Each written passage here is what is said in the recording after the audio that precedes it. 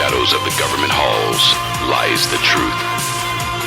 A truth waiting for a voice. The KCOR Digital Radio Network proudly presents to you that voice. And now, broadcasting to you at the speed of light from her mobile command unit somewhere on the Celestial Highway, the host of Hyperspace, Solaris Bluraven. Solaris Bluraven. Wanna take a ride? Hello, everyone. Welcome to Hyperspace on KCOR Digital Radio Network, live out of Las Vegas, Nevada. I'm your host, Solaris Bluraven. Hope everybody's enjoying their Fantopia Friday with UFO Classified with Erica Lukes, Universal Child with Joanna L. Ross, and Restricted Airspace with Tina Marie. And you can listen live to the show on your phone, calling in at 605-475-1680. You can sign into the chat room at kcorradio.com and participate with the show in chat. You can call in with a question on Skype at KCOR Radio or call in and ask a question at 702-425-9230. And you can text your questions or comments at hashtag KCOR on Twitter. And a shout out to Dark Matter Digital Network. You can catch this replay of Hyperspace on Sundays at their network, and you can also catch the archives here for free at KCOR Digital Radio Network in the archives section. If you'd like to support the station at KCOR Digital Radio Network, click on the donate button to show your support for the station and hosts. You can also donate to a show of your choosing here at KCOR, which you can specify, and we thank you for supporting the network. And my special guest this evening is Mark Devlin. Mark Devlin is a UK-based club and radio DJ and music journalist specializing in black dance music in its many forms. He has played live in over 40 countries around the world. In more recent years, he has begun speaking on radio and at events about the dark forces that have been manipulating and controlling the mainstream music industry for decades. Excuse me. This has led to the publication of his book, Musical Truth, and www.musicaltruthbook.com, which you can access. His website is also www.markdevlin.co.uk, and you can catch his podcasts as well. He's on SoundCloud and on YouTube. And please welcome Mark to the show this evening. Good evening, Mark. Solaris, good to be with you. And that's a real funky introduction you got to your show there. I like that. Well, thank you very much. And coming from your background with the music, that's quite the compliment on a lot of different levels. And it's really an honor to meet you and connect with you on the show. You know, I've researched your information. And of course, I did send you a documentary on some of the areas I've been involved in with mind control and psychotronic warfare. So I'd like to get started insofar as asking you how you got interested in investigating the mind control in the entertainment industry. Okay, well, it was about 6 years ago that I had a bit of a wake-up call in terms of coming to some realizations about what this world is really all about and who's really controlling things, which is very different to the official narrative that we get from educational establishments, the government, and the mainstream media. So it's a process that I'm sure will be familiar to many people listening to this, and it was quite devastating to realize that my whole life had been lived under a lie and under mass deception. And it was at the end of a long process of reading books by the likes of David Icke and some other authors and just reflecting on the big questions in life, which is something that I've always done, really. Questions such as, who are we? What is this place? What are we doing here? What's the purpose of it all? And things got to the stage in 2010 where it all kind of came together in my mind and started to make sense. And I'd connected a lot of dots and just brought a lot of things together. And it's like a light bulb went on and illuminated all this knowledge for me. And the first thing I wanted to do when I realized that the world is nothing like we've spent our entire lives being told it is to understand how the industry that I'd been a part of, the music industry, played its part in mass mind control and social engineering and the shaping of belief systems and values in the general public, because it became clear that that is what this industry is used for at its upper levels, on a corporate basis. And it became clear that you have networks and groups of dark occultists, because that's what it really comes down to, that are pulling the strings of these industries and so many other walks of life. So it became very important for me to work out how I'd been duped and made a mug of for so long. And so I threw myself into research and started furiously looking at websites, YouTube videos, blog sites, books, listening to other researchers, listening to seminars from other speakers. And the first thing that I got alerted to was all the occult symbolism that was going into music videos, contemporary music videos. And a lot of this knowledge came to me via the site Vigilant Citizen, vigilanttcitizen.com. And the guy that runs that site breaks down all the symbols and all the signs that you get cropping up in stage shows and music videos and photographic press shots and stuff from all the artists that we know, all the A-list celebrity names. And as well as getting into occult symbols such as pyramids and all-seeing eyes and triangles of manifestation, that sort of thing, Vigilant Citizen broke down a lot of the symbolism that pertains to trauma-based mind control.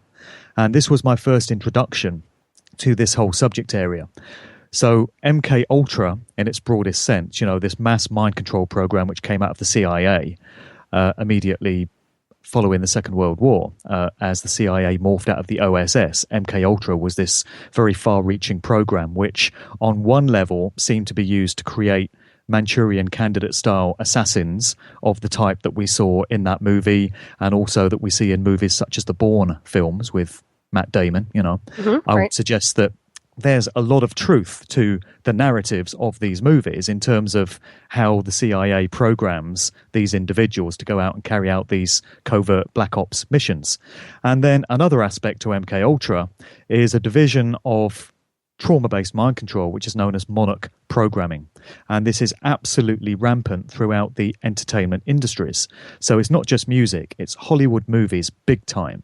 Hollywood is absolutely replete with individuals, actors, that we would all recognize, names that we all know, that would have been subject to this type of programming. And you've had a number of interviews over the years from Roseanne Barr, the actress, who has spoken quite openly and quite candidly about how widespread monarch programming and, that style of mind control is in Hollywood. And people might ask, well, why is she the only one that's come forward and said all this stuff? And, it's fairly easy to understand why other people would be reluctant to come forward and talk about this, because the risks are fairly high, particularly if you're a well-known celebrity name. So I've got a lot of respect for her in having come forward to let people know that this sort of thing goes on, because people tend to listen to celebrities in a way that they don't listen to names that they've not heard of. So it's absolutely rampant throughout Hollywood, and it's absolutely everywhere within the music industry as well. So Vigilant Citizen and other researchers have pointed out a lot of the symbolism that you get to see, which gives you little visual clues and indicators of artists that would appear to be under this style of mind control programming. So there's some very obvious ones. There's Nicki Minaj, for instance, who often appears in the persona of a doll, a Barbie doll with pink hair. Her nickname is even Barbie, and her female fans are known as Barbs.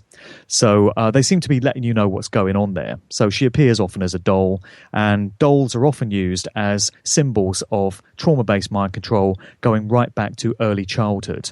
And what you hear from researchers into this subject area is that a lot of the victims of this programming have been inducted into it from a very young age. About the age of 5 or 6 is when they begin the programming.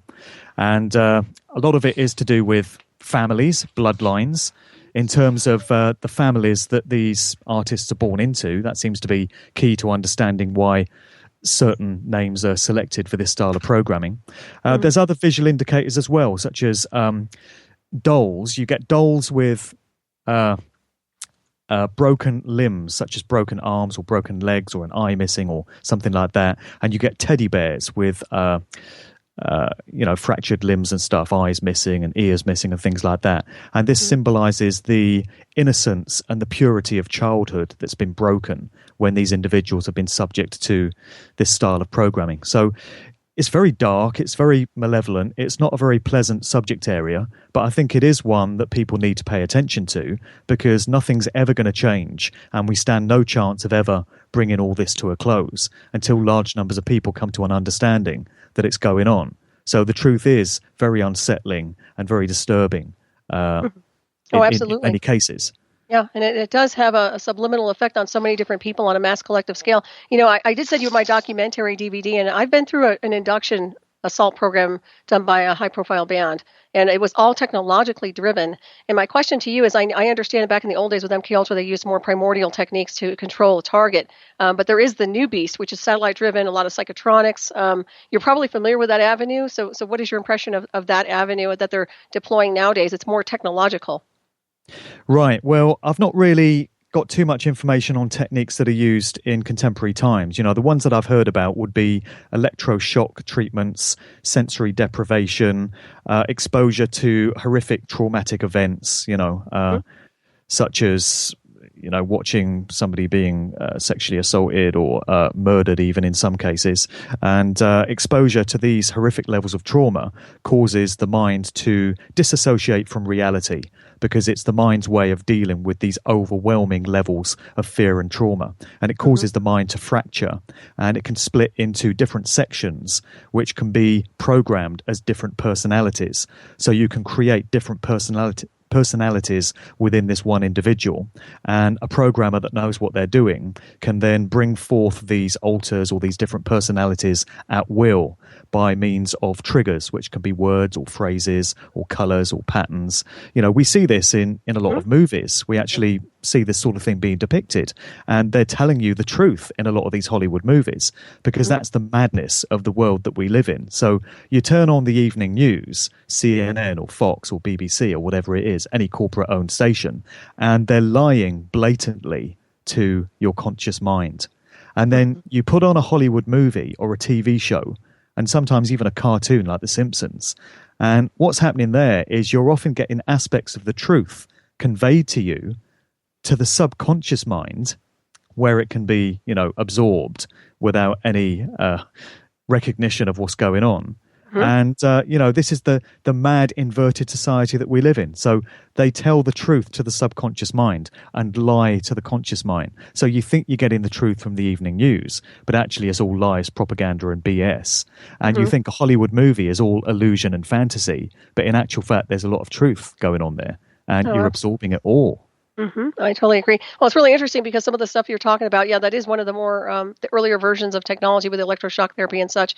But there's the new technology, which that's my area, and it's all satellite driven by remote brain. It's called remote brain hacking, basically. And what they're doing is they're interfacing a target, they're triangulating a target remotely by satellite-driven technologies and literally interfacing them with artificial telepathy, psychotronic warfare. So they're forced to hear, see, and experience things, and they can't run away from it. A lot of people who are targeted individuals are kind of a branch of that to some degree, but there are the other recruits that they're using for quote-unquote monarchs, partially surveillance and other things that they're doing with this. But that's the thing that I'm trying to bring to people's attention, because your work, I'm very impressed with who you are and what you do. You're incredible. But I'm hoping that I can kind of offer you some of my information later on down the road that can show you what this is, because I've had the induction signals they used on me were measured. This is provable technology. I've talked to the developers. Dr. Robert Duncan was one of the earlier developers of some of the psychotronic warfare. This is all technologically driven, and we live in an age where everything is based on transmission of signal and frequencies, and that's what they're doing. So I wanted to kind of also incorporate that into our conversation tonight, because I think it's very critical.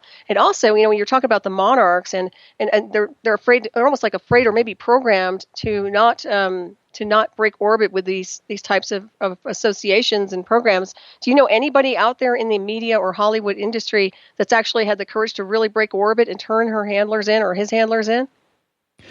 Not really. Okay. It's not something you get. And thank you for that information, by the way, because this is all new to me. So, that's something that I need to look into further in terms of understanding the methods that are used now. And it seems to me like there's a lot of crossover, there's a lot of overlap there with the transhumanist agenda, which we see unfolding more and more by the day.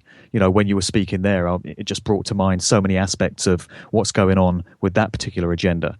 And there's so many aspects of that which are communicated subliminally in music videos and photographs and things like that. And I give some examples of that in my book. That's excellent. Yeah, it's definitely the artificial telepathy is part of that transhumanism, because it's all about our bodies are being hardwired into being compatible with the computer technology that they're distributing right now, insofar as the way they're interfacing. It's really strange and it's disturbing at the same time, because it's all about entrainment, conditioning, programming, and also not honoring the free will of anyone, because they really want to incorporate everybody into one hive collective, from what I've experienced. So that's kind of concerning. I was going to ask you also about what are some other examples of monarchs in the industry, other names of people. Obviously, Michael Jackson comes to mind for a monarch. Well, he does. I certainly feel that Michael Jackson would have been subject to this type of programming from an early age. All the indicators are there in terms of his strange, eccentric, erratic behavior and some of the symbolism that was employed early on in his career in terms of signals and symbols and stuff that were being shown in press shots and photographs and things like that.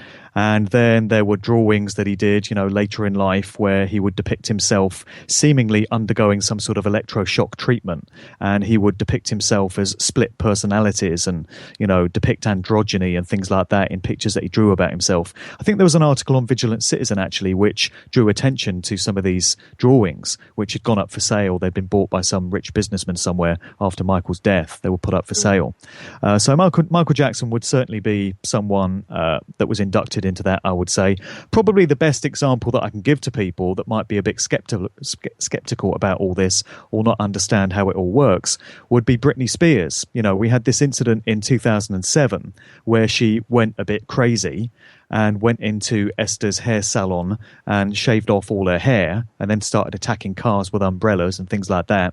And immediately afterwards, once the press had told us that Britney Spears had gone a bit mad, the way these celebrities do, Lindsay Lohan does it all the time, going back into rehab, then we heard that Britney had gone into rehab for, something that was unspecified, and she was off the scene for a while. And then a few months later, she comes back and she's kind of renewed, rejuvenated, and ready to go again.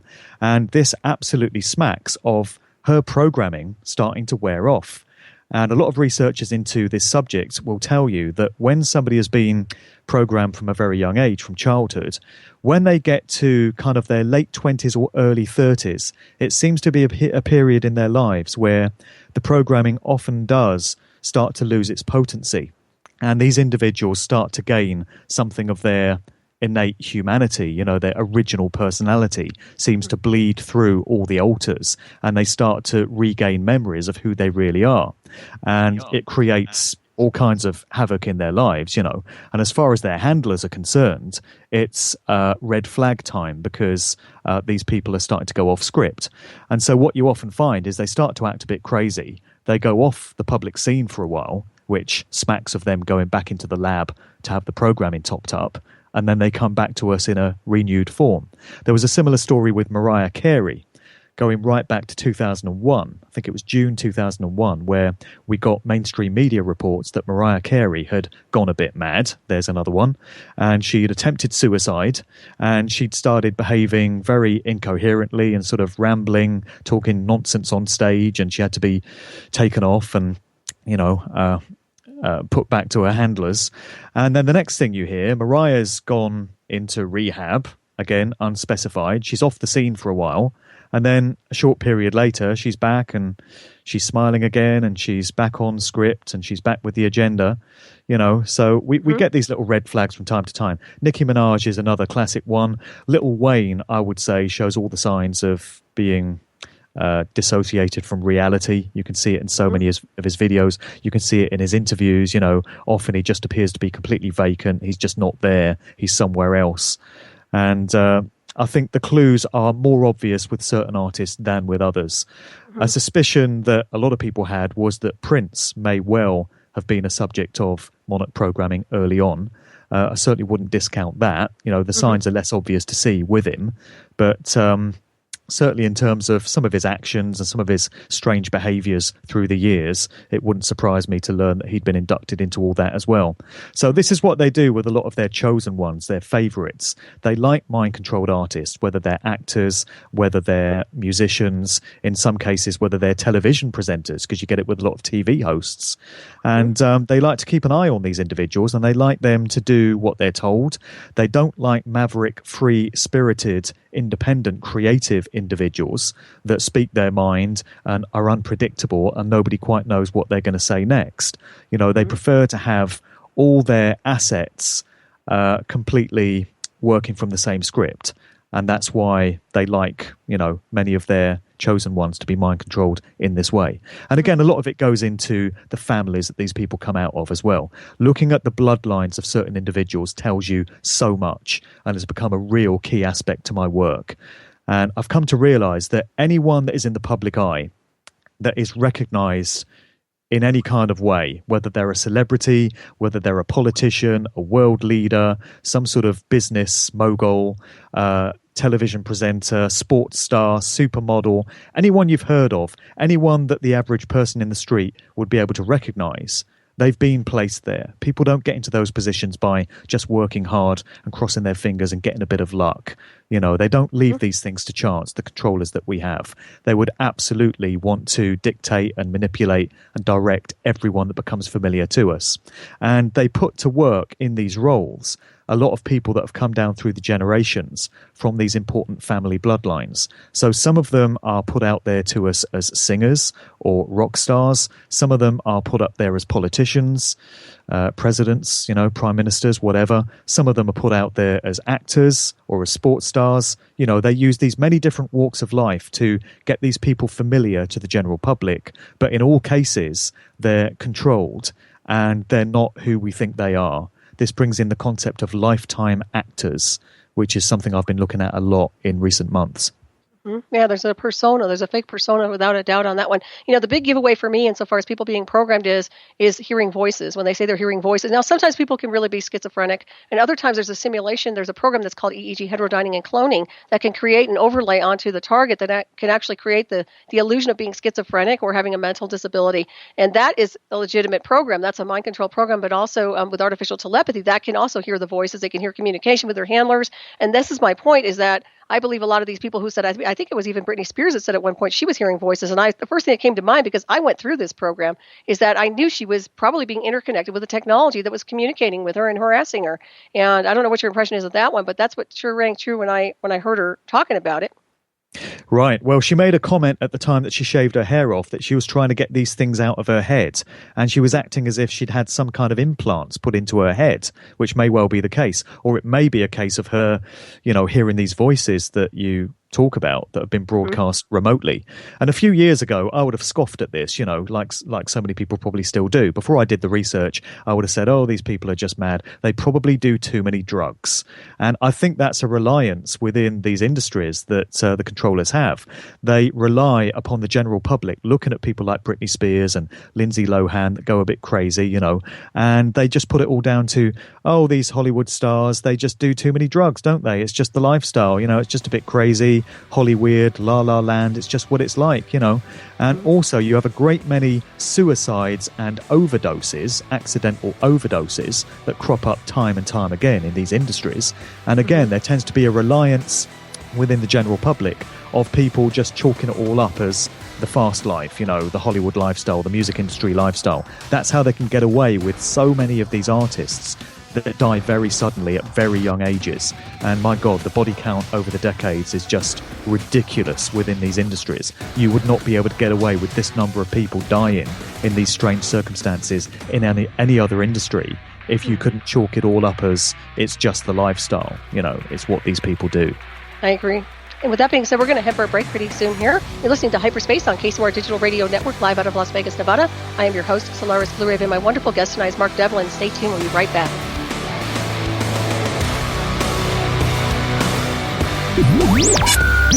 You're listening to Hyperspace, hosted by your mistress of the night, Solaris Bluraven. Solaris Bluraven. A vision that tells us that we belong to something that is greater than ourselves, that we are not, that none of us are alone. Share the truth and be part of the movement by calling the KCOR hotline number at 702-425-9230. That's 702-425-9230. Give us a call now. Worldwide callers use Skype name KCOR Radio. More with Solaris Bluraven on the KCOR Digital Radio Network. After this.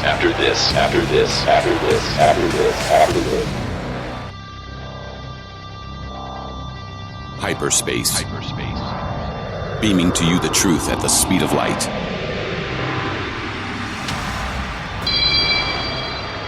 To be on with Solaris, call 702-425-9230. That's 702-425-9230. Worldwide callers use Skype name KCOR Radio. Magnify the experience by sharing your thoughts worldwide on Twitter using hashtag KCOR. Or converse with other whistleblowers and truth seekers in the live chat at KCORradio.com. Well, that's your choice. And now, the voice of hyperspace, your host, Solaris Bluraven. Welcome back, everybody, to Hyperspace here at KCOR Digital Radio Network, live out of Las Vegas, Nevada. I am Solaris Bluraven. My excellent guest tonight is Mark Devlin. And Mark, it's such a pleasure to have you on tonight. I do want to thank you again for joining us. This is very impressive information, and I certainly can relate to some of the technologies and information you're disclosing tonight. No worries. Yeah, good to have a conversation about this. You know, as I said, it's dark and devastating information, a lot of it, but it needs to be discussed. It needs to be understood. And, truth is truth. And I'm someone that loves truth. And, it often is unsettling, but I love the fact that it is the truth. The fact that it is truth is a beautiful thing to be embraced. And, truth wages war against all forms of lies and deception. And I hate lies and deception. That's one of the things that set me on this path, because I hate being lied to. I hate being taken for a mug. I hate people thinking that I'm such a chump and a sap that they can pull the wool over my eyes. So when I discover that I've been deceived, I need to work out how it was done. And I resolve to never let it happen again. And I seek to let others know how these things are done so that they can avoid it as well. Mm-hmm. That's what a love of truth is all about. And it takes you to all kinds of places. But if you're someone that, has to know the truth of a matter, then you go wherever it takes you. Mm-hmm. And this is such a multi-layered type of thing, too, with the mind control. And of course, if people want to access your book or read it, what's the best way to do that? Well, it is available on Amazon if people want to get it that way. So you can get a hardback or a paperback printed version of it. And also there's a Kindle electronic version from Amazon. Just search for Mark Devlin Musical Truth there. I know Amazon isn't everyone's favorite company, not the most ethical company in the world. It's kind of a necessary evil when you publish books. But if people wish to avoid Amazon, it's also available on Barnes & Noble, or people can come to me direct. And if they want to drop me an email to mark@markdevlin.co.uk, I'm offering to send out signed copies of the book, and I'm happy to mail that to the States from the UK. I've done many copies so far, and we can just have a little private arrangement if you want to pay by PayPal. So get in touch. Excellent. Perfect information right there. And I also wanted to touch on a little bit of the mind control insofar as what's the pulse like with the UK in mind control? I understand, obviously Hollywood's a real saturated place when it comes down to monarchs and everything else. But what comes to mind in your area in the UK is the Beatles, for example, and some other areas where there was a mass mind control or social engineering going on with a particular group. And that was really, to me, in my opinion, one of the larger groups to have that kind of influence. Yeah, I mean, you could talk about the Beatles for days. Just before I do, in terms of contemporary artists coming out of the UK, I've found that it's much more difficult to pinpoint those which would appear to be subject to mind control. It seems to be much easier with the American artists. The signs and the calling cards and the giveaways and the clues are all there. With British artists, I've not been able to uncover too many examples where there seems to be a lot of supporting evidence. There's a couple of names. The artist Jessie J, there's a singer Jessie J, which people might be familiar with. She had a song called Price Tag, among many others. And there's a picture that I've got of her wearing Mickey Mouse ears. And this might sound ridiculous, but artists wearing Mickey Mouse ears, this is a surefire indicator of the presence of trauma-based mind control, monarch programming. There have been so many American artists pictured over the years wearing Mickey Mouse ears, from Britney Spears to Madonna to so many others. And what it seems to be is, first of all, an allusion to the Disney Corporation, which is a deeply malevolent, satanic organization, very far removed from its cuddly, sort of family-friendly, all-American, wholesome image. The guise under which it exists. When you get down to the dark truth of what the Disney Corporation is all about, a lot of researchers think that much of the programming of these victims actually goes on Disney sites, at some of these theme parks and other Disney headquarters. So it appears to be very much involved in this. So it may well be that the Mickey Mouse kind of mascot thing, the ears, is an indication of the connection to Disney. Somebody emailed me about this recently, actually, and suggested that when you get those Mickey Mouse ears, they look a bit like two of the old style film reels that you used to get in projection rooms in film studios. You would have the two reels of film loaded up into a projector, and it looked very much like these ears. And this person questioned whether, when these people are under the influence of mind control and they're dissociated from reality, and they've got these multiple personalities, whether what's actually happening is their daily existence is kind of like they're living in a movie. because they're so far removed from reality. You know, everything is illusory to them in terms of how they're perceiving their daily reality. And could it be that that's an indicator of, you know, the film-like quality of what their lives have become? I think there could well be something to that. You know, so you have Jessie J, who was pictured with these Mickey Mouse ears. Another artist who I've got a picture of wearing the Mickey Mouse ears is Amy Winehouse. And isn't that interesting, considering that she just happened to die at the age of 27 in some very suspect circumstances in July 2011. She's one of so many artists that have died in very bizarre circumstances at the age of 27. So she's an honorary member of the infamous 27 Club. And then you've got her niece, who was very much her protege, a girl by the name of Dionne Bromfield.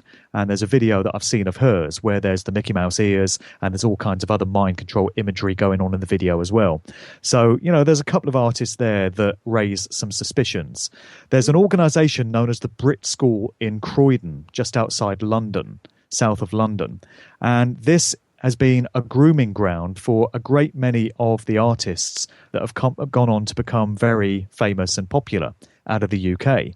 So I think Amy Winehouse studied there and Jessie J was groomed there, as was Lily Allen, Kate Nash, James Blunt, a whole load of others. And this is an organisation that I'd like to know a bit more about, because it seems anyone that kind of goes through the mill there and comes out the other side just happens to become a major recording star and a household name that everyone gets to know. So it seems to be somewhere that these artists go to get them ready for their time in the public spotlight.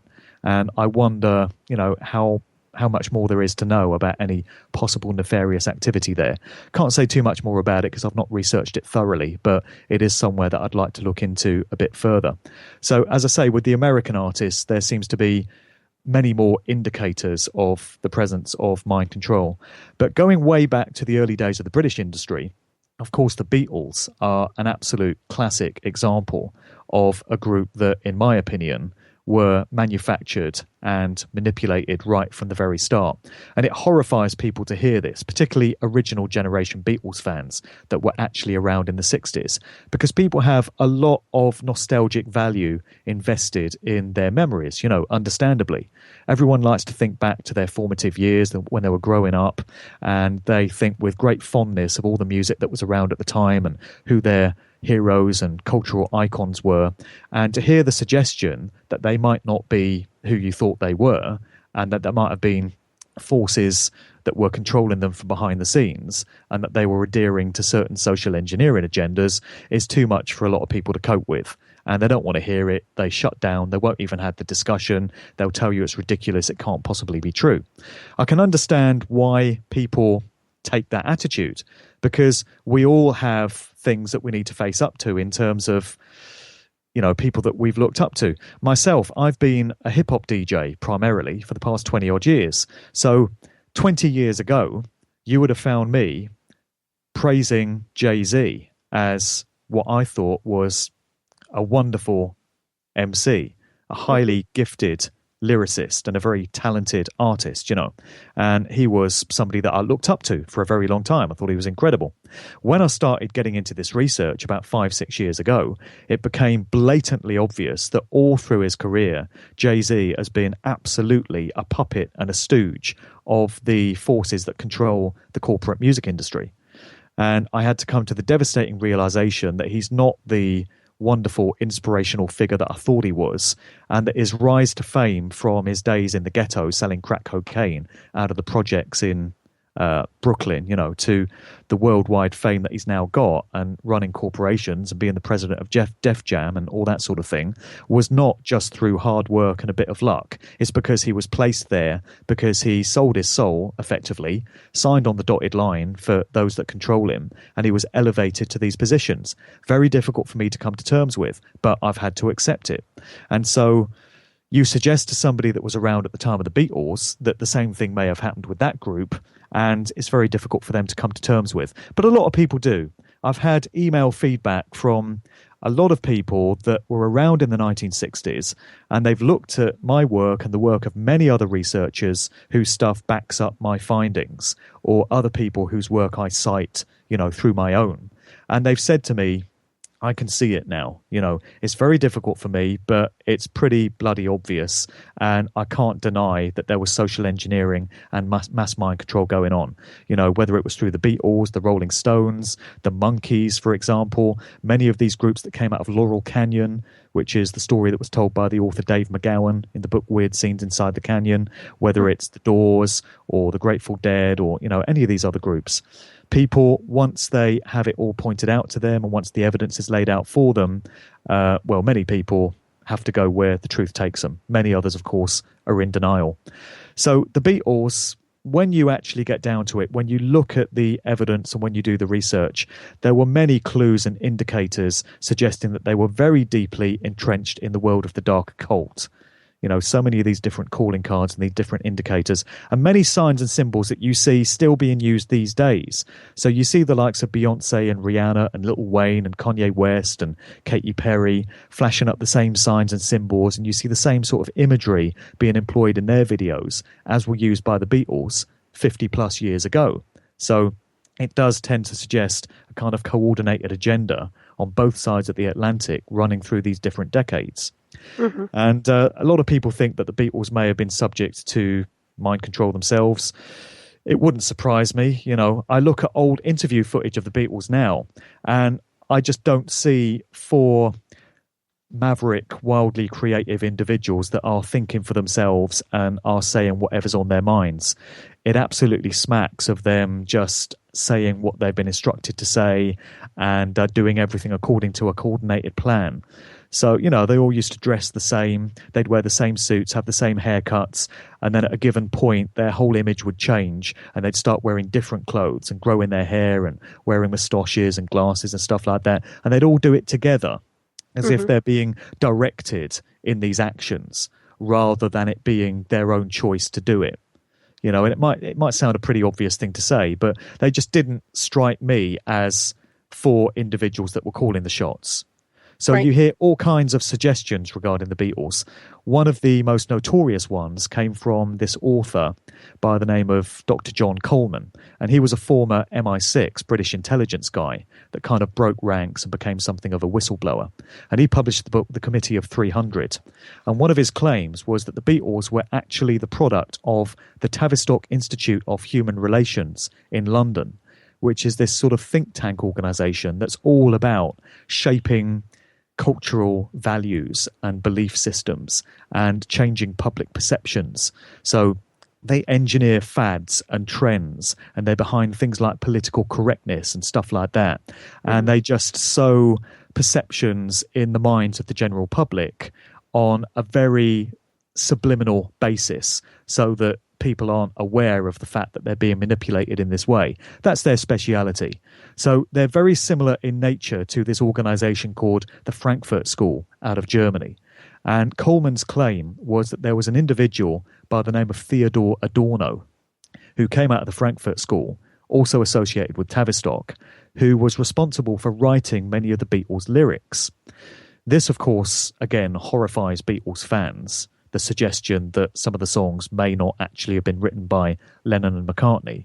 But I think it's a claim that is worth considering and putting in the overall context of how there is so much more to know about the Beatles and where they came from. Mm-hmm. The crucial thing about that group is they spent the first 3 or 4 years of their career kind of disarming the general public, putting them off their guard and letting everyone think that they were a group that was all about these love songs, basically. She Loves You, Please Please Me, From Me to You, Love Me Do, I Want to Hold Your Hand. All these innocent sounding, nice pop R&B songs. And they were basically a boy band. I heard somebody express this in an interview the other day. The Beatles were an early boy band. That's what they were. You know, these nice, accessible pop songs that sounded good on the radio. And then something happened to the Beatles around about 1966. Their music started to change big time.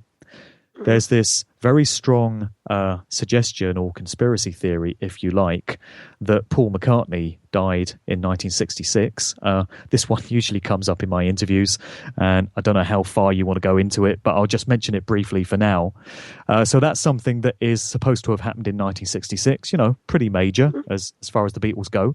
And whatever the case, whether you believe McCartney was replaced or not, the Beatles' music certainly changed, and it became very psychedelic, very experimental, and it happened very much in line with all these other social changes that were happening at that time in the mid to late 1960s, both in Britain and in the US. So in America, you had the arrival of LSD on the scene, big time, and this coincided with the changing face of rock music. So you had folk rock emerging, which later kind of morphed into country rock. This is all the groups that emerged out of Laurel Canyon. Then you had psychedelic rock music, the likes of the Grateful Dead and Jefferson Airplane and the Doors and all the others. All these other social changes. Magic mushrooms were on the scene. The birth control contraceptive pill arrived at that time. The feminist movement. You had the Vietnam War going on. You had the Manson murders, Charlie Manson and his crew. You had these strange dark occult organizations like the Process Church of the Final Judgment and the Church of Satan, fronted by Anton LaVey. And these organizations all had interfaces into the entertainment industry. A lot of the prominent musicians of the time were connected into these strange cults, which again would appear to have mind control at the core of them. And you've got to ask yourself whether all these massive social changes that all happened in the space of just a few years, not just in America, but also in Britain. So at the same time as you had the Beatles, you had groups like Pink Floyd emerging. And they started off making very tripped out psychedelic rock music that very much went hand in hand with the acid that was around at the time. Knowing what we do about the controllers of society and of every aspect of daily human life, would they have left it to chance which groups were going to become big household names in those crucial years in the 1960s? Would they have let groups like the Rolling Stones and the Beatles rise to those levels of fame just organically, naturally, just under their own steam? Or would they absolutely want to be in control of every aspect of their rise to fame and every aspect of their public persona and the things they said in interviews and the sort of stuff they were putting into their music? I think it's pretty obvious. I think it's pretty obvious how I feel about that, because I've seen too much evidence in so many other subject areas to believe that they would leave the entertainment industry alone. So I think the whole of the 1960s, or certainly the second half of it, was a massive psyop aimed at the general public of the UK, the US, and the rest of the world. And that's why we see so many coordinating aspects going on both sides of the Atlantic. And that's why all these key musicians were a very important part in getting the job done. So it wouldn't surprise me at all if the Beatles came out of Tavistock. We hear the same thing with the Rolling Stones, who were marketed as the Beatles' rivals. They were supposed to be the rough, ready, more edgy, dangerous version of the Beatles. But in actual fact, they were all very closely associated. They were actually friends, John Lennon, Paul McCartney, Mick Jagger, Keith Richards used to hang out together. They would party together. They would go to each other's houses. So they weren't as much rivals as we've been led to believe. I think they all came from the same background. That makes a lot of sense. I totally agree with you, too, that they have to have handlers and controllers in order to, with that much influence over the masses, somebody has to be controlling them without a doubt there. And I understand, too, The Winged Beetle, I believe, was the documentary pertaining to possibilities of what has possibly happened to to one of the Beatles, Paul McCartney. So what is your impression of that documentary? Well, I think the documentary, it would be very interesting to establish exactly who put it out, because it seems to be a bit of a mystery in terms of where it came from. It just kind of appeared on the internet a few years ago, but it reveals so much. And when you put what it has in it side by side with the contents of a quite incredible book, which appeared in 2009, it was actually released on the 9th of the 9th, 09. And in this world of inversion, if you flip it round, 999 becomes 666, which is a very important number in this whole story. and it's a number that's very beloved of this occult priest class that call the shots in this industry. This book was called The Memoirs of Billy Shears, and it's credited to an author, or an encoder, as he's known, by the name of Thomas E. Harriot. And not a lot seems to be known about this individual either. But this book purports to be the autobiography of the individual who is said to have taken the place of Paul McCartney. So the real biological James Paul McCartney is said to have died in 1966, and the date that is given for his death is the 11th of September, 1966. Isn't that interesting? 9/11/666. And so this book is supposed to be the guy known as Billy Shears, real name William Shepherd, who is said to have taken the place of McCartney, basically spilling the beans and telling the story of how the whole thing came to pass. And he's putting forward in this book information that it's very difficult to understand how anyone not closely connected to the Beatles' inner circle could know about a lot of this stuff. So it's kind of passed off as fiction, but it's done that way so that there's plausible deniability, so that if ever there was any threatening of some kind of legal action towards those who created this book, they can kind of laugh it all off and say, oh, come on now, it's just fiction. But I wonder if it really is, because so much of the information really seems to hit home, and it corresponds very much with the contents of The Winged Beetle. So what you've got is so many symbolic clues and little indicators which point to the very strong suggestion that the individual we think of today as Paul McCartney is actually this person, William Shepherd, aka Billy Shears, who was introduced to the world via the Sgt. Pepper title track on that album, where they say, let me introduce to you the one and only Billy Shears. It was their way of letting the world know that Paul had been replaced, but in a very kind of cryptic, underhand way, not an obvious, overt kind of way. So it's just for those with the eyes to see. But it seems to me that all through these decades, we've had little clues and indicators placed right there in plain sight to let us know of what actually went on. Yeah, I agree with that. It's interesting. They do use cryptic information insofar as how they're trying to display the information or communicate what's really going on. And I've noticed that through a lot of different bands, including the one that inducted me in 2004. So it's very, very interesting. And for most people, I don't know if they're just high and they're not paying attention, or they're getting into the music so much that they don't really pay attention to really what's happening on multi-layers. But really, this is fascinating information. And I'll tell you what, it really hits home on so many different levels. And also what comes to mind, Sharon Tate, obviously, I think that was Doris Day's rental. Wasn't that her rental? Yeah, it was her son, Terry Melcher, actually owned the home in Cielo Drive where this massacre took place. And there's all kinds of connections there between the Hollywood actors of the time and the pop stars of the time, Roman Polanski, the film director, these organizations like the Process Church and the Church of Satan, so many synchronistic overlaps and links between these different shady organizations and individuals. It's a really fascinating time period to get into. There's mind control, there's pedophilia, there's all kinds of Satanism and crazy stuff that was going on in those days. Exactly. And Mark, we're going to head for a break. Everybody, please stay tuned. You're listening to Hyperspace. I'm Solaris Bluraven. My excellent guest tonight is Mark Devlin. We'll be right back. Stay tuned. You are listening to Solaris Bluraven's Hyperspace.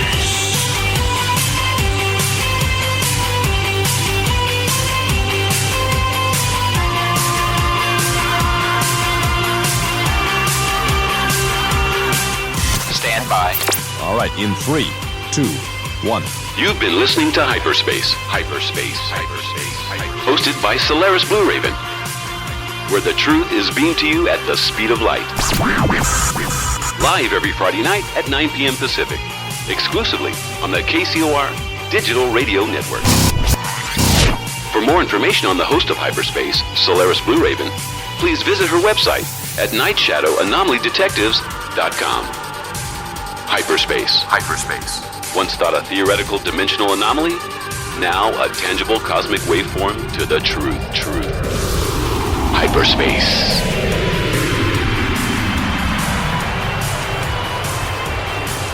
This is KCOR Las Vegas, home of the Digital Radio Network, broadcasting from a shack just south of Area 51. Wait, that doesn't exist. This is the KCOR Digital Radio Network. Now for the news.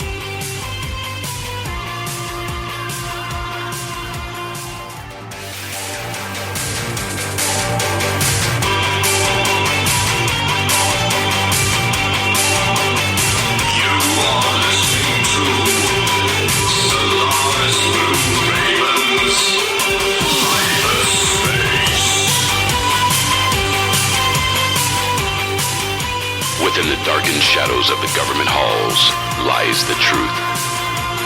A truth waiting for a voice. The KCOR Digital Radio Network proudly presents to you that voice. And now, broadcasting to you at the speed of light from her mobile command unit somewhere on the Celestial Highway, the host of Hyperspace, Solaris Bluraven. Solaris Bluraven. Want to take a ride? Welcome back, everybody, to Hyperspace on KCOR Digital Radio Network, live out of Las Vegas, Nevada. I am Solaris Bluraven. My incredible guest tonight is Mark Devlin. And Mark, it's such, like I said, it's such an honor to have you on tonight again. And also, please let everybody know how to access your information, your books, and also to reach out to you if they want to. Sure. Well, my main portal is markdevlin.co.uk. So there's links there to all my podcasts and all my videos, and I update that every couple of days with whatever I'm up to at the time. Then there's a website for the book, which is musicaltruthbook.com. There's a load of material there related to the book.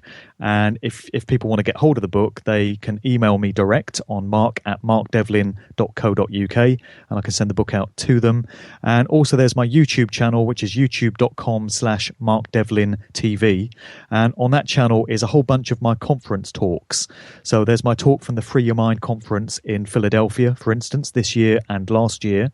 And there's a talk from the Open Mind conference in Copenhagen from last year, which I think is one of my best. That's about 2 hours, where I really get into a lot of the information that's in the book and break it down with images and talk about these different aspects of how the music industry is used. So people might find it interesting to look at some of those videos if their appetite's been whetted by what they've heard today. And also I have a couple of podcast series as well. One of them is called The Sound of Freedom, and that's conscious music, message music. So I spend a lot of time highlighting the toxic garbage that masquerades as pop music these days, and all the stuff that's going into the lyrics, and just what a cesspit the corporate music industry has become.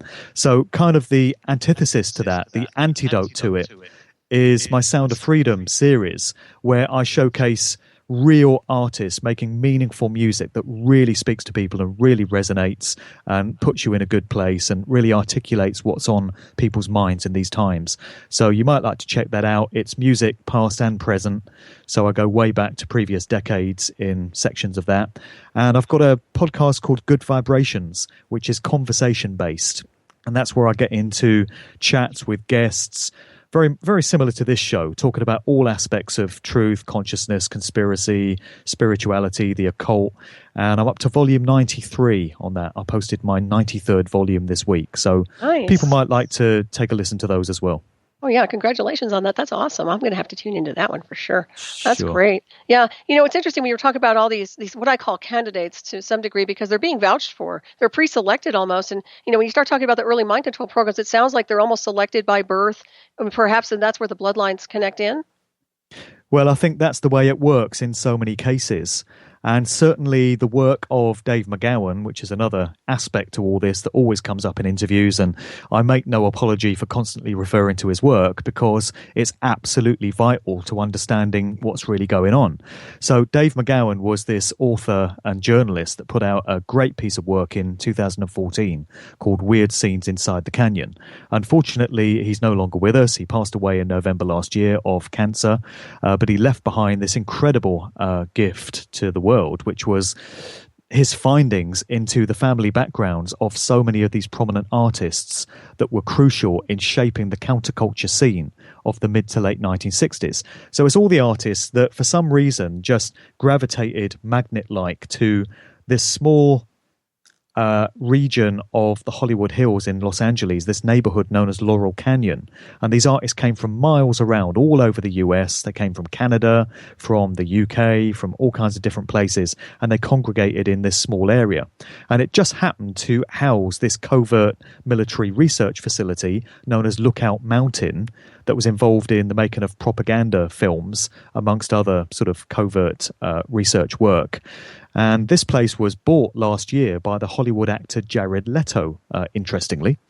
And I also read last week that Frank Zappa's famous home in Laurel Canyon, the log cabin, was bought by Lady Gaga just this last week for, I think, $5.5 million or something like that. So Laurel Canyon continues to prove a major attraction to so many of these artists for some reason. There's something about that place, which is why I want to take a look at it next year. When I come over to the US, I've organized a little guided tour of all the Laurel Canyon hotspots, because I want to see what this place is all about. So McGowan revealed that all these artists that shaped that whole scene in terms of the music that was coming out of LA. So we're talking the Doors, the Mamas and the Papas, the Byrds, Buffalo Springfield, Captain Beefheart, the Eagles, the Monkees, the Beach Boys, Alice Cooper, Carole King, James Taylor, Joan Baez, Joni Mitchell, Frank Zappa and the Mothers of Invention, so many other artists.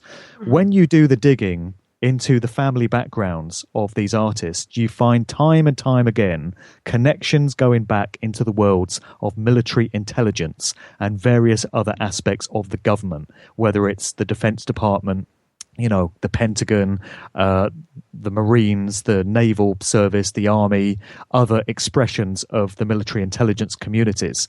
So McGowan put forward many classic examples, such as that of Jim Morrison of the Doors, which is always the classic one. So he revealed that Jim Morrison's father was Admiral George Stephen Morrison, who was actually the naval commander in control of the fleet of ships that was involved in the Gulf of Tonkin incident, which springboarded America into its bloody ground war in Southeast Asia, the Vietnam War. Mm-hmm. So Jim Morrison, who is always thought of as this iconic rock god, who was all kind of anti-establishment and all about sticking it to the man and anti-war and rebelling against his parents' generation and their value system, his dad basically started the Vietnam War. You know, who knew that? And how do you reconcile those two things? And then, you know, if that was an isolated incident, you could write it off and say, well, it's just one of those, you know, crazy coincidences that happens from time to time. But when you get into, like, the father of Frank Zappa, who was another artist who was thought of as being anti-establishment and rebelling against authority and all that sort of stuff, particularly in terms of the things he had to say in interviews, never mind the stuff that went into his music, where he's very critical of the American educational establishment and all of that. Well, his father worked in chemical weapons research, bioweapons, out of the Edgewood Arsenal military base in Maryland. And that's where Frank Zappa was actually born. And McGowan cites example after example of all these groups, the ones that I just mentioned and so many others, where the fathers just happened to come out of these military careers. And skeptics have often said, well, in those times, in the 1960s, you would find a lot of people's dads were employed in the armed forces in some way or other. And that's certainly the case. Yes, they were. You had the draft and, you know, it was a career path for a lot of people. But the thing about the fathers of these influential artists is they all had very senior, influential positions. So they were admirals and generals, and they were career officers in these organizations. You know, they weren't just in it for a few years. So it just leads you to wonder how organic and natural that whole scene was when it was populated by the children of high-ranking career military officers, you know. Or is it more likely the case that that whole scene was a masterclass in social engineering in terms of steering a whole generation of young people off in a certain direction? And you have to factor in all the other stuff that was happening at the time. Like I said, LSD and mushrooms and all these other social changes, all these rock festivals like the Monterey Pop Festival and Woodstock. You had a whole bunch of young people of that time who were turning on, tuning in and dropping out, to use the mantra phrase of those times, and disengaging from any kind of activism, any kind of opposition to the Vietnam War. They weren't any kind of problem to the establishment at the time because they were all getting stoned and getting tripped out on acid and listening to all this amazing psychedelic rock music that was coming out at the time. So it seems to me to have been a masterclass in all of that. And key to getting it done was these families. You know, the individuals, the personnel involved came out of these families. And there are so many other examples as well when you look at celebrities and you look at politicians and you trace back their ancestry and you get into the genealogy of these things. So a couple of examples I always cite are we had a prime minister in this country by the name of Tony Blair, regrettably, for 10 years. Mass murdering psychopathic war criminal Tony Blair, close personal friend of George W. Bush. Tony Blair's wife, her maiden name was Sherry Booth. She was a barrister, and she became Sherry Blair, of course. But people that have done the genealogy into her background have traced her all the way back to John Wilkes Booth, who is the individual who is said to have shot Abraham Lincoln back in 1860, whatever it was. And so you follow the bloodline all the way through to contemporary times, and you find that Sherry Booth, just happens to have cropped up as the wife of the British Prime Minister. Then you learn that the Prime Minister we've just got rid of, David Cameron, thankfully, he admitted himself in a mainstream media interview with a newspaper recently that he is a cousin, a 10th cousin once removed, I think it is, of, wait for it, Kim Kardashian. Wow. Have you ever wondered why Kim Kardashian is famous? Does anyone actually know what she does? Her big butt. She's I have all no over. idea. Yeah, I've no idea either. She's all over the celebrity mags. She's all through the headlines. Everyone's heard of her, but nobody seems to know what she does. She's a bit like Paris Hilton. Right. And so David Cameron revealed that he's a cousin of Kim Kardashian. So now you know why Kim Kardashian is all over the news and everyone's heard of her, because she's been placed there. She's a chosen one. She comes from a bloodline.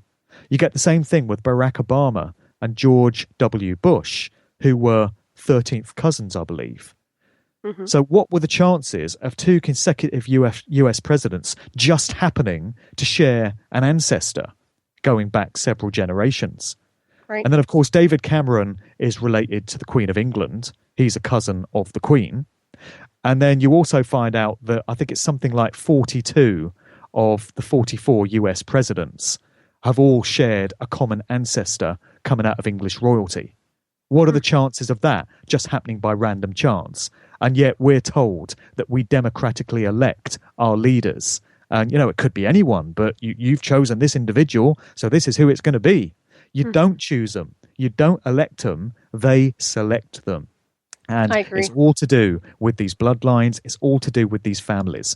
They go right back into the ancient world. They trace the generations and they, you know, keep tabs on where these people are in the world. And then they shuffle them and manipulate them into positions where they can be recognized by the general public. So, you know, like I said, they could be world leaders, politicians, prime ministers, presidents, Hollywood actors, pop stars, TV presenters, supermodels, whatever the hell Kim Kardashian is.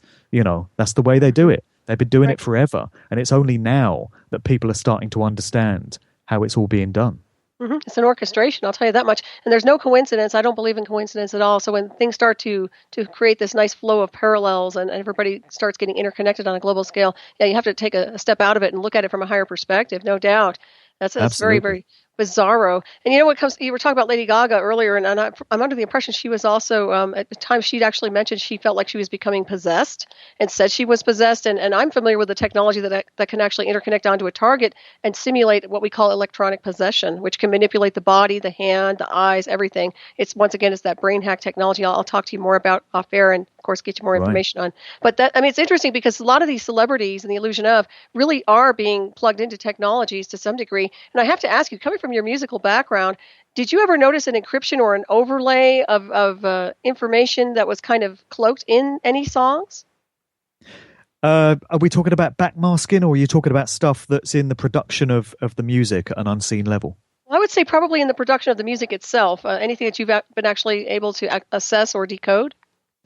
Well, not really. I mean, I'm at a bit of a disadvantage in that I've never been a producer. I've never been someone that makes music. I've been a DJ that plays it and communicates it to other people. So I don't have a producer's ear. But I've got a lot of friends who are music makers and producers, and they tell me that there's all sorts of things that are going into the way these records are mastered now. They're mastered to real ear-splitting frequencies, to the point that they just become painful to listen to. Or at least they're painful to somebody of my generation, because I remember better days, better times when music sounded so different. They've got young people in their crosshairs the whole time. You know, they're always looking to manipulate the younger generation, people in their teens and their 20s. They don't bother so much with people of my age, because as far as they're concerned, you know, I'm done. I'm off the scene now. I'm not important. Within a few decades, my generation will have totally died out. So they're after young people. And kids these days are listening to music. Jesus, I sound like my dad there. Talking about kids these days. But you find yourself sounding like your dad when you get to a certain age. Yeah, you know, these young people are listening to music that's been mastered and produced in a certain way, and they know no different. So to them, it's great. It's music. You know, they can listen to a Little Wayne track and see nothing wrong with it. It's just, you know, it's hip hop to them. But to me, honestly, I have to turn off the radio when certain records come on, because they make me feel ill. And I'm not even joking. You know, I get into a panic state when I hear certain records these days, and I just can't stand to listen to them, because I know there's something going on at an unseen level with the sound frequencies and with what's gone into the production. I can't put my finger on it, but I know that it sounds awful. And yet somebody who's 16 or 18 loves it, because they know no different. And, you know, like I say, these are the ones that are being targeted, a whole generation. You got this bloody awful thing called auto-tune, which has been all over popular music now for several years, where it makes the voice of the singer, so-called, sound like a robot, makes them sound all electronic and artificial. And it sounds awful, it sounds dreadful, it sounds just completely fake. But as far as I'm concerned, it's tying into this whole transhumanist agenda, which we touched on earlier. It's all about electronic, digital ways of doing things, and creating in this generation an absolute reverence and an absolute worship for electronic ways of doing things. So that's why you've got young people these days that are absolutely glued to their smartphones. They can't cope with being disconnected from the internet for 2 minutes. They've got to be updating their Snapchat and their Instagram and their Twitter and stuff every 2 minutes. And, you know, they're all about Wi-Fi signals, and they're all about these electronic ways of doing things. They're going to be so easy to market things like smart meters to, and, you know, the smart grid, and unfortunately even microchipping, probably, you know, because young people have been sold this idea that technology is great. Isn't it incredible what we can do now? Technology is your friend. They don't see that there's a dark and sinister aspect to all of this, because it takes somebody of a certain age and of certain maturity that remembers other ways of doing things and realizes where this whole agenda is headed. But you try and point this out to a lot of young people, and they'll just call you a boring old fart or a square, or, you know, they won't want to listen to you because they think they know where it's at. They're all clued up. They're the cool ones. And I used to think like that. You know, you couldn't have told me anything when I was 20 years of age. If a 45-year-old had tried to get through to me when I was 20, I'd have said, come on, get out of here. You don't know what you're talking about. You're out of touch. But, you know, this is the way they do it. And it's why they're always after the younger generation. I agree. Well, they're not fully developed. You were touching on, you know, at a certain age, when we get to be 40 and 50, we start evolving on a higher consciousness level, I believe anyway. And we learn a lot just by experience, worldly experience alone. And if some of us have been plugged into some of this technology like I have, I can decode it really easily. But I can say that the brainwaves get compromised, you know, because everything is signal driven right now. It's going to be frequency-based signal transmission. So it's all going to be compromising people's brainwave activity. And you touched on the iPhones and other things. And even with the RFID chips, I mean, they don't even need that anymore. They can interconnect anybody globally with a frequency and interconnect their brainwave activity. They don't need to have a chip inside of you. So that's even worse. So I'm looking at this global agenda, which is, in my opinion, is about really putting everything in reverse insofar as our evolution goes, free will, anything that we do that's outside the box or their illusions is something that they just can't stand, that tolerate. So I see a lot of strange things ahead for us. And I have to ask you, with all of your work and research and investigations, have you ever come into any problems with the UK? Have they ever had any issues with you? Did you ever get any tracking or anything like that done?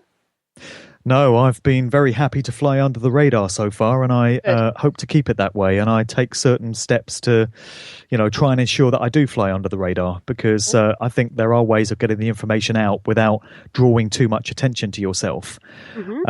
And I'm very happy to say that I've not encountered any such problems. So I hope that will continue. Just picking up on what you were saying there, though, about the fact that we're all swimming the whole time in this sea of signals and wireless Wi-Fi signals and cell phone signals and all of this, all going into this unseen morphogenic field in which we exist. It's a big concern to me, because I'm just conscious of the fact that you've got so many people now using mobile phones, and you've got wireless networks everywhere, and you can even, if you're out with your tablet or your laptop and you're driving in the average street, you can just park up in some random spot and turn on your wireless, and you're getting all these signals from buildings around you that are just floating around that your device is picking up. So these signals are everywhere, and it can't be good for human health for us to be absorbing all of this. It's going right into us, being absorbed by our brains and our very bodies. So it's of great concern to me how far they're taking things. Right. Well, they are. I think it's the transhumanism agenda. Personally, I do believe that that's what's happening on the timeline. But also, the body being a conductor of electricity naturally, we're transmitters and receivers naturally. So it's very easy to hijack everything electrical, and that includes us as a civilization or people. So I consider it to be very serious times and very dark times. But at the same time, in the illusion of, we're bringing this information out to light so that people can assess it accordingly. Because in my opinion, I'm very big on higher consciousness and the soul's evolution and spirit and multidimensions, and I don't like the idea of something trying to contain or trap the soul's evolution and consciousness with technology or with mind control. I think that's such a violation of free will. So this is one of the main reasons I like to have beings like you on the show, to communicate the bigger picture behind all of this. Right. And another interesting thing that you raised there was this notion of people kind of coming to conscious awakenings around about the age of 40 or in their 40s or 50s, because that's certainly what happened to me. I was 40 years of age, and I speak to a lot of other people who around about the age of 40 suddenly start to see everything. So I suppose you get kind of reflective at that age, and you don't have to prove yourself anymore. When you're in your 20s and your 30s, you're kind of coming up in the game and you're trying to prove your worth and all that sort of thing. And by the time you hit your middle age, you realize that that's all BS, and you just don't want to do that anymore. So you start to reflect on these big questions in life, and so many people just start to get it then, and it all starts to make sense. And I think that's quite encouraging, the fact that you can still break through a lifetime of programming and conditioning. Of course, not everyone does, and it's a relatively small number of people that actually do, but it's still possible to do that. So even with all the mind control and all the social engineering that's being done to us and all the stuff that's happening at an unseen level in terms of all these signals and stuff that we're absorbing, it's still possible to break free of that programming and access those higher levels of consciousness. And large numbers of people are still doing that. So, it's just a testament to the resilience of the human spirit, I guess, and our innate humanity, which always rises to the surface if you allow it, if the will is there. I agree. Well, it's that soul spirit consciousness that overcomes the illusion of man. I mean, the illusion of their control mechanisms is breaking all those barriers down. At least I can see it like that anyway. And overcoming technology is a really big deal, because right now we live in that world once again of that technological. It's just like we made this huge leap in technology to such a level that you have to kind of catch that wave of artificial intelligence. But at the same time, you don't want it to consume you, control you, manipulate you, and all the other things. But I do see such a disservice in the music industry. You touched on nowadays, I really don't relate to any music anymore. I used to love the old music of the old when I was growing up, but I can't really relate to some of this stuff. I don't consider it music. I mean, to me, it's just garbage. So I'm glad you approach it like that, because it's like, I know I wasn't the only one thinking that, but I was thinking to myself, how are these people even out there? Because there's no talent. Yeah. I mean, there's just nothing that impresses me anymore on a mainstream basis. Anything on the radio, I don't hear any songs that I like, and I'm not even exaggerating.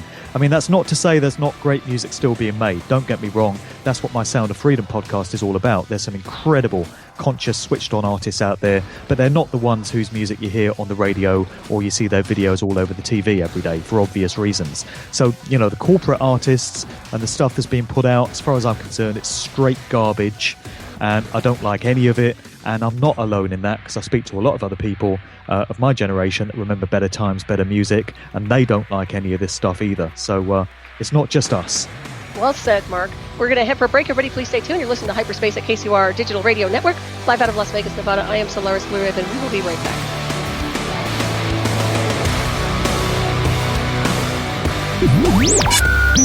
You're listening to Hyperspace, hosted by your mistress of the night, Solaris Bluraven. Solaris Bluraven.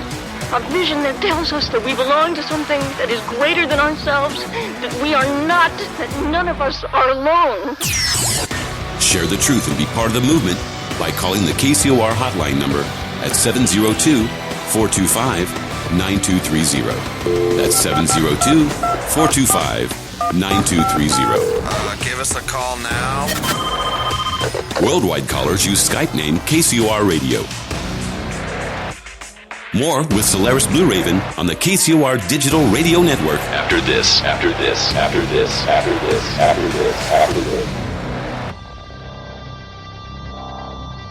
Hyperspace. Beaming to you the truth at the speed of light.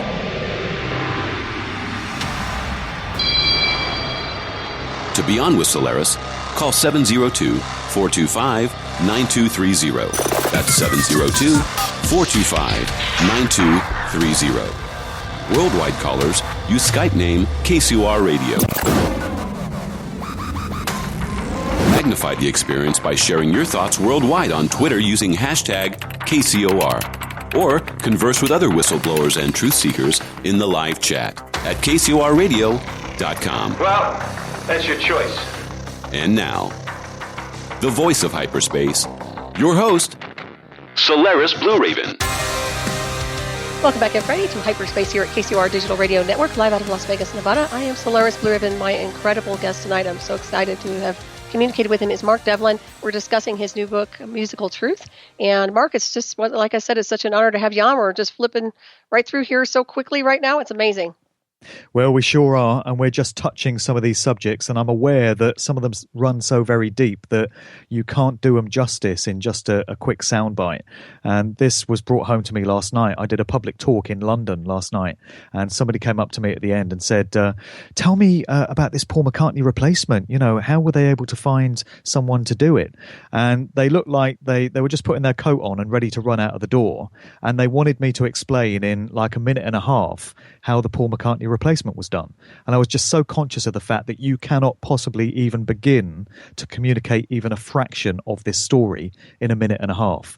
You know, at the very least, it's going to take a couple of hours of sitting down, maybe over a couple of drinks, you know, and just patiently going through it stage by stage. And that's the case with so many of these subjects. You know, you just mentioned the sort of soundbite version of it, and it can sound ridiculous to people, like, oh, the Beatles came out of the Tavistock Institute. Oh, that's stupid. That can't possibly be true. If you just leave it at that, it's not enough information for people to understand how it could happen. So you've got to put it into its wider context, and it does take time to go through this. That's why my book is 170,000 words. That's why it runs to 536 pages. That's why there's 15,000 words on the Paul is Dead thing alone, because you have to take the time to really walk people through it step by step, and then it starts to make sense, and then the pieces start to fall into place, and then people can go, now I see it. Exactly. And I always like my highlighter when I read books like that, so I can highlight special passages here and there. That's me, though, when I have a hard copy of a book. But yeah, incredible. And I encourage everybody to take a good look at that and read it, because it's phenomenal. And, you know, when you were talking about the what comes to mind is body doubles in general, because of the high profile media always uses body doubles and decoys. And so, you know, who knows, so many people could be replaced on so many different levels. And we wanted to, I wanted to get into the suicides and the overdoses and some of the remote assassination programs that you might be familiar with, or some of the things that really kind of gave you a red flag insofar as certain actors or musicians that supposedly died accidentally. Yeah, well, we get this with a lot of prominent musicians. When we get the reported story of their deaths, there's immediately a lot of suspicion in terms of the official story, and people question whether it actually happened the way we were told. And I think people view the evening news with that kind of attitude, quite rightly so in these times, because it seems that the official version of anything tends to be a crock of crap, and usually the truth lies elsewhere. So when it comes to the reported deaths of many of these iconic artists, I've come to the conclusion that you have to look at each of them one by one as isolated cases. You can't make a blanket statement like the industry always takes out these artists. So whenever you hear of the death of somebody like David Bowie or Michael Jackson or Prince, it's because the industry has whacked them. That's not to say that the industry doesn't take out its own, because I'm certain that they do. And there's a vast amount of evidence to show that certain artists have almost certainly been taken out by those that control and own them. And also, you can't make a blanket statement like, every time you hear about an overdose or a suicide, that's what happened. Because in some cases, it would appear to be the case. In others, it wouldn't. So you have to look at them individually and study them case by case. So I'll just give you a few examples. My personal view is that Prince was taken out by certain